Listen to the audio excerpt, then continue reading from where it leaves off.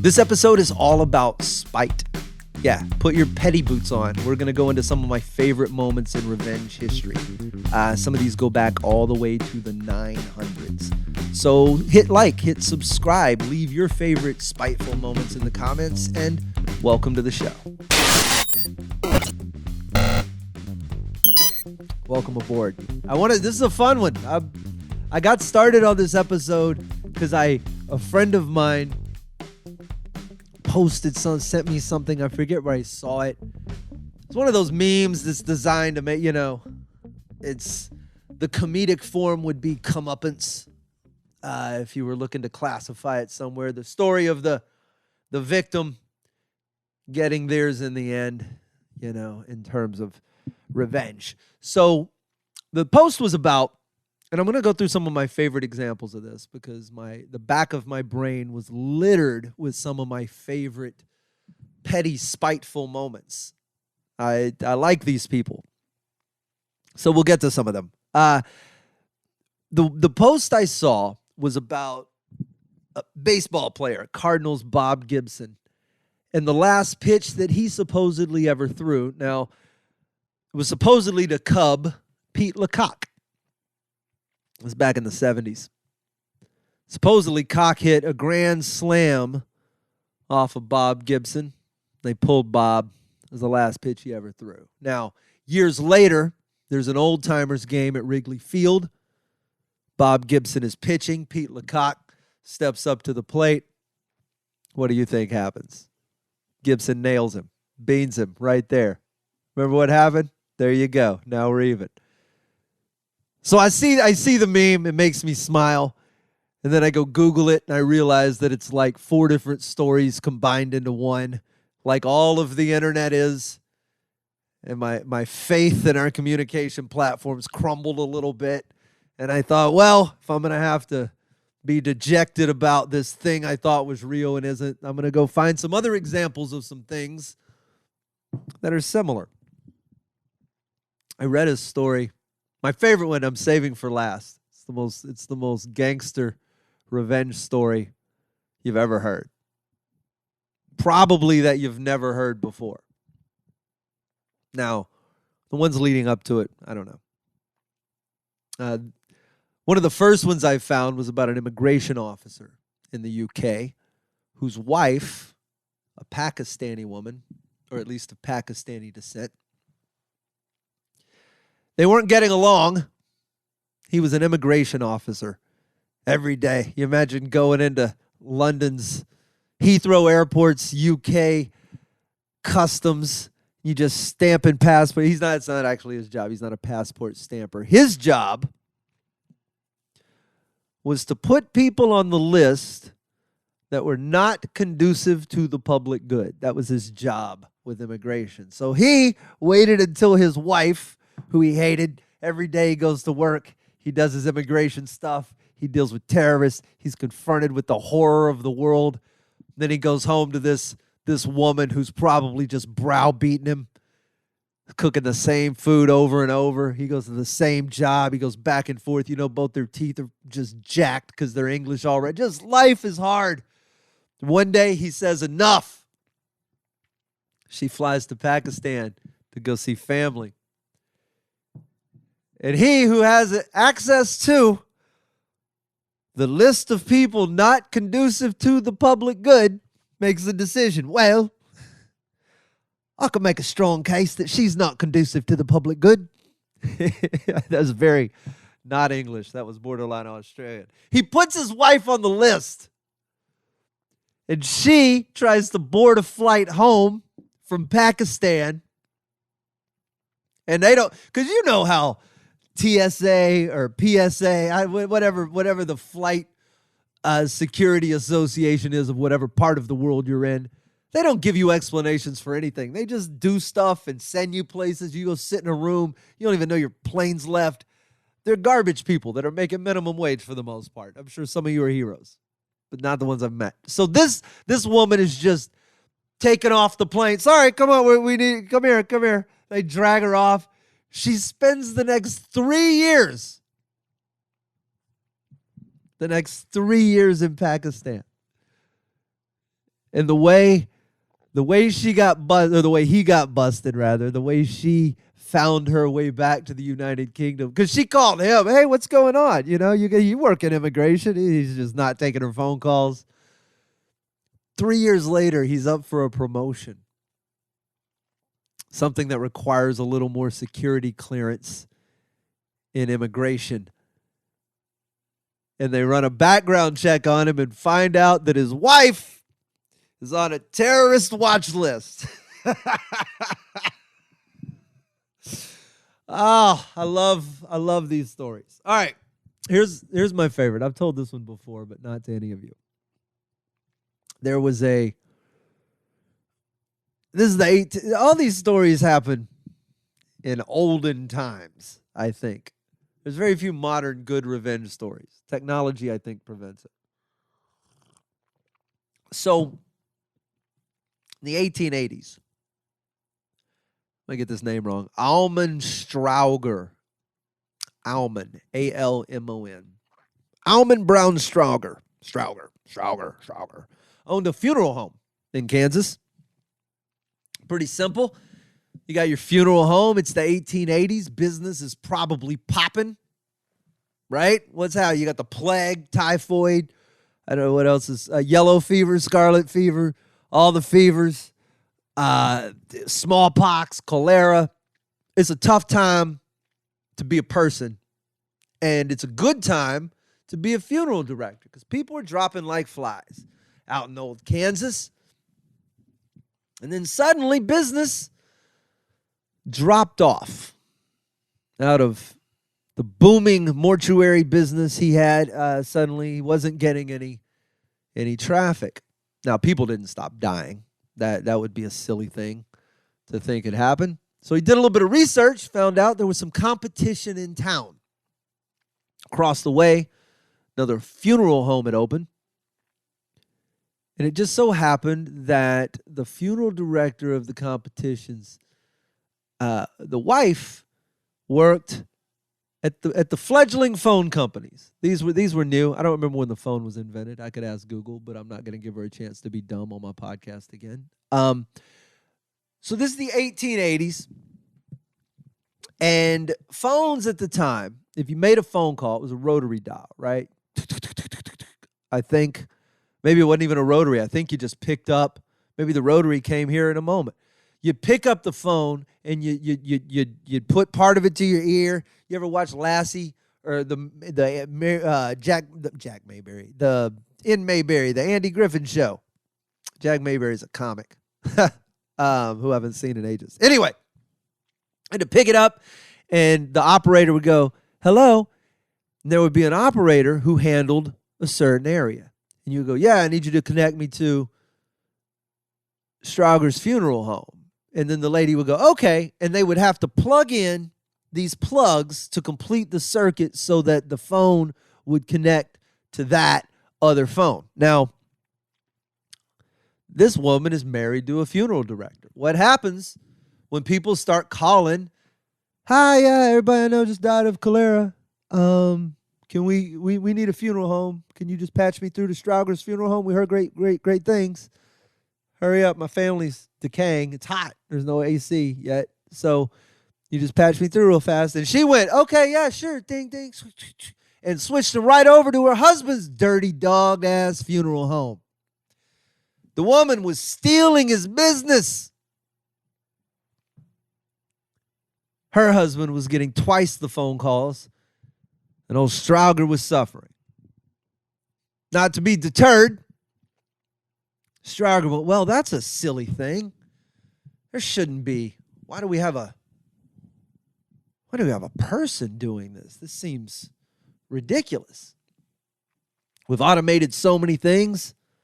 I went to school. The cotton gin, maybe. Eli Whitney was up to some stuff.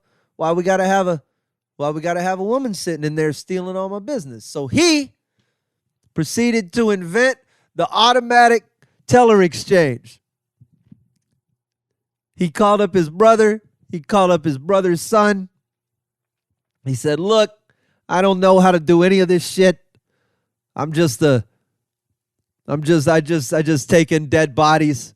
put them in coffins, stick them in the ground. You guys know electronics and stuff. Can we put this together? And then they sat down with, I can't even imagine what, hairpins and magnets. They just built this machine. And that's because his brother was a scientist. If you're an 1880s scientist, you got to have your leather apron. Your hair is probably a little. And they put an entire industry out of business. You're not just going to lose your job. You were going to lose. The job is going to lose its job. Go, Strauger.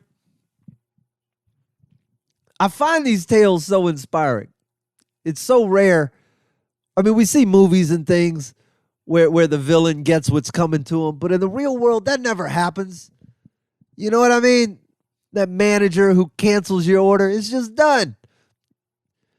The place that messes things up, the person who hits your car, there's never justice. So I seek out tales of those who did better than we. Lord Byron. Do you know who Lord Byron is? The poet. When was this? This had to have been the early 1800s too. He was born in 1788, if I recall correctly. Lord Byron hung out in a group with John Keats and Percy Shelley, who was married to Mary Shelley, who wrote Frankenstein. Now, they all hung out in their little group. Lord Byron was the first real celebrity. I think we can blame him for an enormous amount. He was the first person to really popularize. He's the first poet to put his picture on his poetry books. He would dress all provocatively. He would unbutton his shirt, which was like, nobody did that back in the 1800s. You had to be all prim and proper with your top button all done. Probably talk like you're coughing. So Lord Byron would write these poems, and women would swoon, and they'd write old school 1800s letters to him. Dear Lord Byron, because he wasn't born rich. He inherited all this, I think. It was his dad's name was Mad Jack Byron, which I think will mess you up. You know what I mean? How you survive that? Your dad's this philandering legend, Mad Jack. He dies when you're 3, so all you're left with is the legend. Then you end up with some family title. You end up with the title of Lord at the age of 10. Of course, you're not going to have a regular life. You're an 1800s child star, Lord Byron. So Lord Byron goes off to school, Trinity College at Cambridge. If you haven't been to Cambridge, it's a beautiful campus. The punters, the guys on the raft, they all get out there, the little boats, they pole their way through. The city's quaint. There's a big square, but there's just these old buildings. It feels smart. Cambridge feels like smart shit happens there. So Lord Byron goes off to Trinity College. And he likes his animals. He's got a pet dog. Shows up, Trinity College. No. Come here. We've written it down clearly. There's a policy here that says no dogs. You're going to have to leave with your dog. He goes, but it's my favorite dog. I go, leave with your dog. We've got the paper. It says no dogs. You can see it right here on the paper. But it's my favorite dog. Leave. It's my favorite dog. Leave. He has to get rid of his dog. It's terrible. You're away at school. You know what I mean? None of your familiar surroundings, which for him, I don't know what a lord had as a kid. Probably pet parakeets. He didn't bring any of them. He probably had a swan, a flamingo, some peacocks. None of that came. He tried to bring a dog, and they said no dogs. So Lord Byron went and got a bear. A bear. I think a domesticated one, if you can domesticate a bear. Maybe you went and borrowed it from some Russian. Can I borrow your bear? Yes, but they need it back by 6. Okay, thank you. He brought the bear back to college. I'm not bringing it back by 6. I'm proving a point. He shows up with a pet bear, and they just... Can you imagine the commitment to the bit? You didn't just show up with a pet bear. You got to stick to the bear plan because they didn't. This is what gets me. It's like this happened in a Bugs Bunny cartoon. They were just, he goes, let me see that paper again. And they go, here it is. And he goes, well, it just says dogs. And they were like, oh, no one wrote down other animals. No one thought to cover that. And he goes, and they just went, well, he got us like it's Scooby-Doo. Ah! They just, we've got to let him live with the bear now. We'll fix it next year, Jeeves. Are you kidding me? And he just keeps the bear all semester long. You know how hard you got to commit to a bit that you just, I guess, hauling deer haunches up your steps every day? And you don't know. What do you know about raising a bear? It's the 1800s. You can't Google it. You got to go find the one book on how to raise a bear and hope the guy who wrote it isn't lying. Because you could just write anything then. There was no way to fact check it. That's a bold move to the hoop, Lord Byron. But not enough to make up for you starting celebrityism, getting fan mail from these women swooning. Dear Lord Byron. In the meantime, you got a bear in your apartment with a marmalade sandwich under its hat. Come on, dude. Anyway, I'm done. I'm going to get to my favorite story here in a minute. I was trying to think of the best spiteful shit I've done. I know I've done a bunch. I remember when I wasn't spiteful. This is what I used to do all the time. It's probably happened to you and you just unbeknownst to you. When I used to bartend, I first started comedy, I was bartending. And customers would always, this is the biggest complaint in bartending, always, is can you make my drink stronger? Nobody's short pouring your dumb drink, all right? It's just not happening. Bartenders aren't trying to, there's no incentive to save alcohol. We're pouring your drink.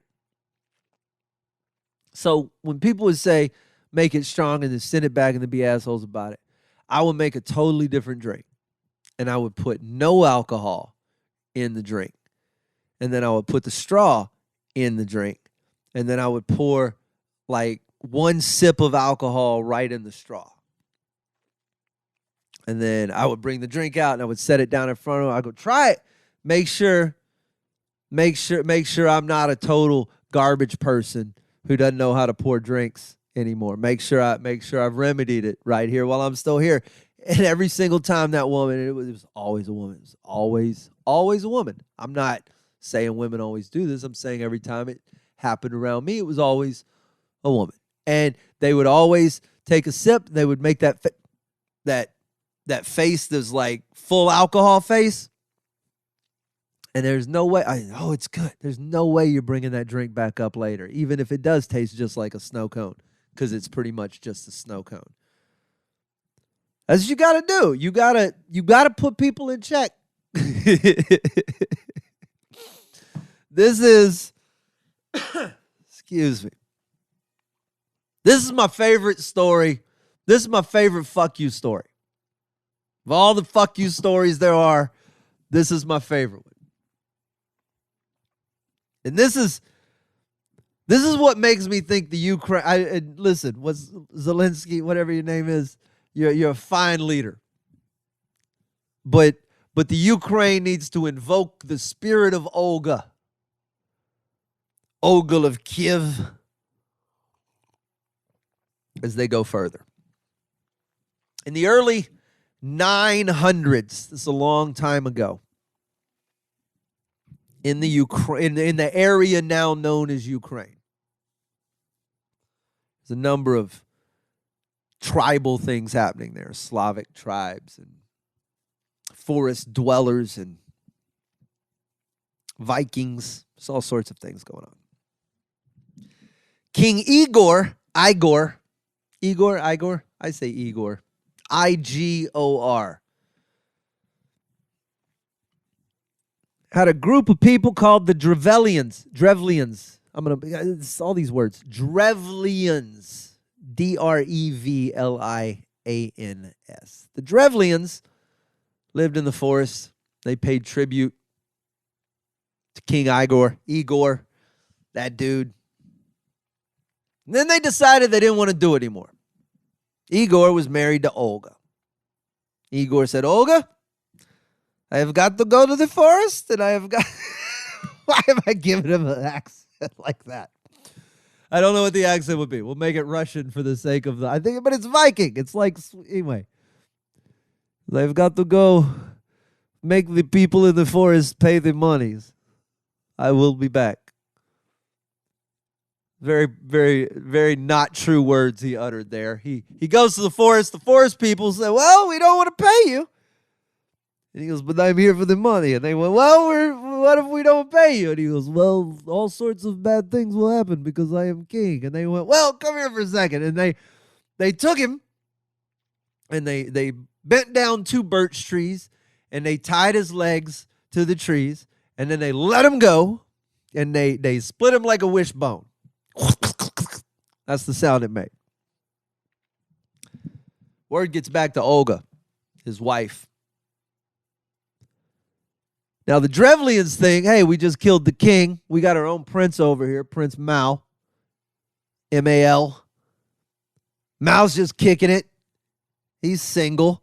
We'll send him, we'll just set him up with this widow woman, and our kingdom will get bigger and everything's great. That was wonderful. Good job for wishboning that king. Give that man a medal.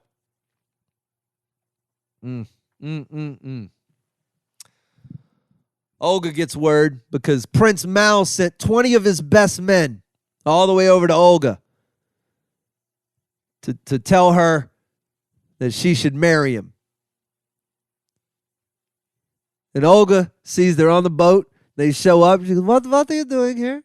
And they go, well, we're here to tell you why you should marry the prince of the kingdom that just ripped your husband in half. And Olga goes, wonderful. Stay here. I'll be right back. She goes in and she gathers up some of her men and she goes, listen, man. She goes, dig a hole big enough to hold 20 men. And they dig a hole.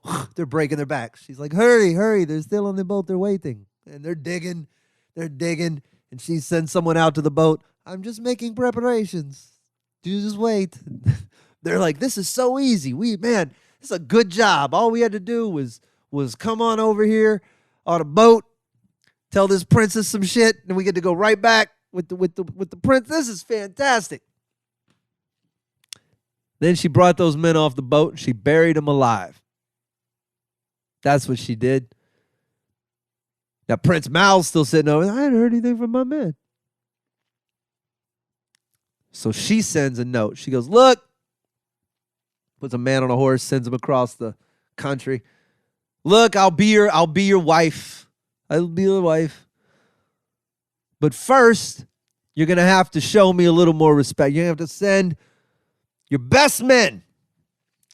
I want you to send only the finest, your leaders, your elder statesmen, your upper class. I want you to take them and I want you to send them to me so that they can escort me back to be your bride.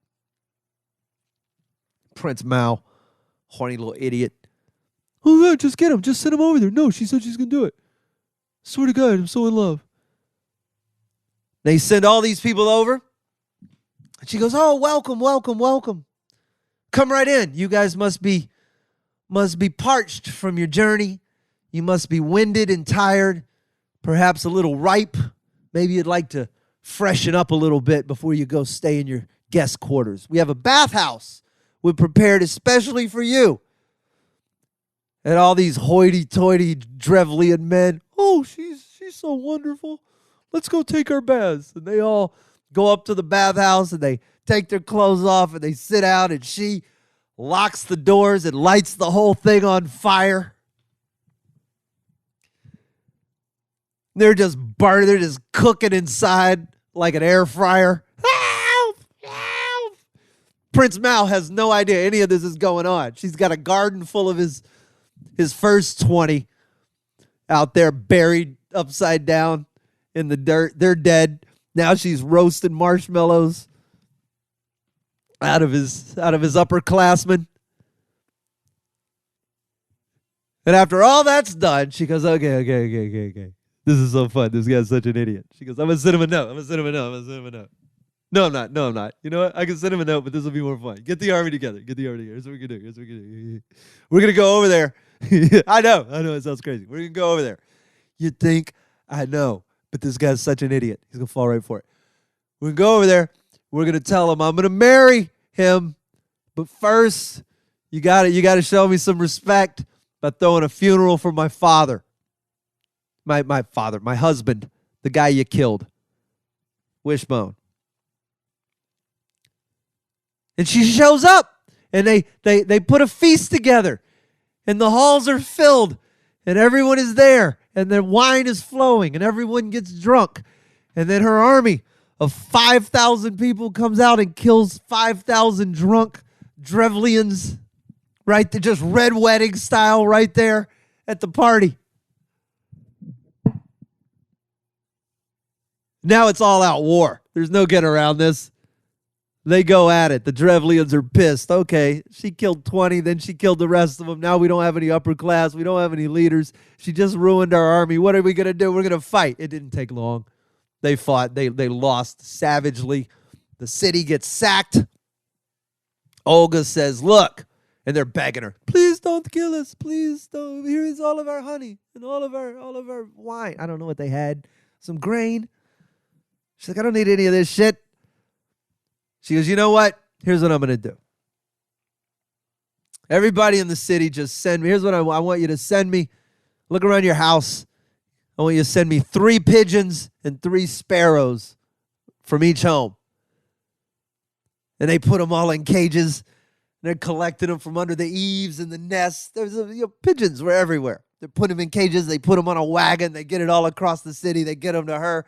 And then she tells her army, look, tie a little burning coal to every pigeon leg and every sparrow leg and release them so they go home and the embers burn down the city.